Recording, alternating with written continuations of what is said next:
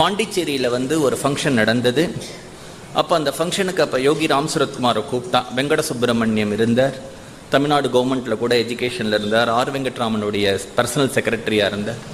அவர் கூப்பிடும்பொழுது அப்போ சொன்னார் Yogi Ram Suratkumar, this beggar is not able to attend that function and this beggar is not good in public speaking also, but I can write it and give, you can read at the time of that function சொல்லும்பொழுது, அப்போ இந்தியாவில் எவ்வளவு விதமான குளறுகள் கோளாறுபடிகள் எல்லாம் நீங்கள் இன்றைக்கி பார்த்தாலும் கூட இதெல்லாம் எப்படி எனக்கு தோன்றது அப்படின்னா, சமுத்திரத்தில் மேலே இருக்கிற அலைகள் மாதிரி இருக்குது, அந்த ஆழ் சமுத்திரம் அமைதியாக இருக்குது. India is very safe, it is in my fathers hands.